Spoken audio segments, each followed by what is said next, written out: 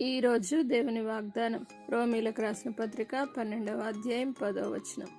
సహోదర ప్రేమ విషయంలో ఒకనియందొకడు అనురాగము గలవారై ఘనత విషయంలో ఒకరినొకడు గొప్పగా ఎంచుకొనుడి. నా ప్రియ సహోదరి సహోదరులారా, దేవుడు మీతో వాగ్దానం చేస్తూ ఉన్నాడు. సహోదర ప్రేమ ప్రతి ఒక్కరిలో ఉండాలి అని దేవుడు కోరుతా ఉన్నాడు. సహోదర ప్రేమ విషయంలో ఒకనియందొకడు అనురాగము కలిగి జీవించినట్లయితే ఘనత విషయంలోనూ ఒకరినొకడు గొప్పగా ఎంచుకొనాలి అని దేవుడు సెలవిస్తూ ఉన్నాడు.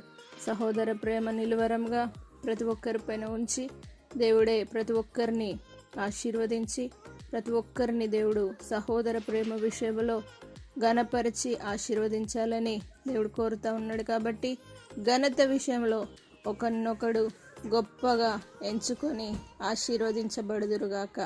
ప్రార్థన. పరిశుద్ధుడా, నమ్మదగిన దేవా, నీకు వందనాలు.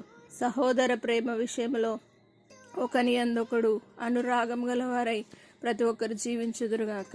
దేవా, ప్రతి ఒక్కరికి సహోదర ప్రేమను దేవా నిలవరంగా ఉంచుమని ప్రార్థిస్తున్నాం.